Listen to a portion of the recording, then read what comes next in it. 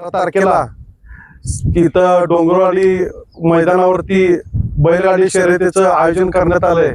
या डोंगरवाडी गावच्या मसोबाच्या यात्रेनिमित्त आणि मोहन होनखंडे सर यांच्या वाढदिवसानिमित्त या बैलगाडी शर्यतीचं आयोजन करत असताना या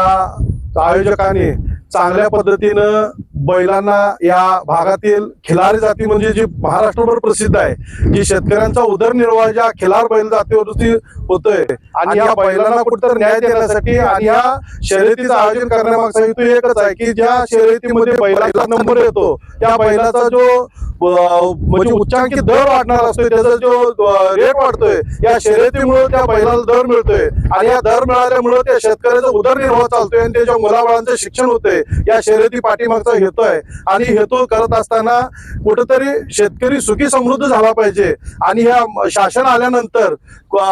एकनाथ शिंदे साहेब असतील, अजित पवार दादा असतील किंवा फडणवीस साहेब असतील, यांच्या शासनाने ही बैलगाडी शर्यत चालू केली आणि चालू करत असताना शेतकऱ्यांना न्याय देण्याचं काम या मंडळींच्या मार्फत झालं आणि तो खालीपर्यंत कसं राबवता येईल तर या शर्यतीच्या माध्यमातून हा शेतकरी सुखी समृद्ध झाला पाहिजे, या शर्यतीच्या पाठीमागचा हेतू आहे। आणि हे करत असताना आपण ज्या या भागातील बैल आहेत, महाराष्ट्रभर हे गाजलेली बैल आहेत, या बैलांच्या माध्यमातून ज्या शर्यत शौकीन इथं हजर होणार आहेत त्यांना एकच विनंती आहे की मैदान हे शासनाच्या नियमानुसार होणार आहे, विना लाठीकाठी हे मैदान होणार आहे। आणि या मैदानावरती कुणी आजपर्यंत या मैदानाची एक ख्याती आहे की इथं बैलाशिवाय पाठीमाग एक माणूस किंवा मोटरसायकल दिसत नाही आणि ती ख्याती कायम राखण्याची प्रेक्षकांना विनंती आहे। कारण हा तुमच्यासाठी सर्वांच्यासाठी हे आयोजन करण्यात आलेलं असते आणि चांगल्या बैलांचं नुकसान होणे किंवा चांगला एखाद्या शेतकरी वर्षभर 10-10 वर्ष सांभाळतात बैल, ते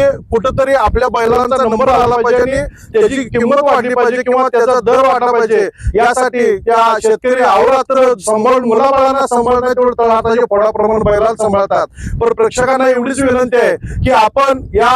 शर्यतीचा आनंद घ्यावा आणि आनंद घेत असताना आपल्यामुळे या शर्यतीमुळे कुठे बाधा आल्या नाही पाहिजे किंवा आपल्यामुळे अडथळा येऊन या शर्यतीला गालबोट लागलं नाही पाहिजे, एवढी दक्षता या प्रेक्षकांनी घ्यायची आहे। आणि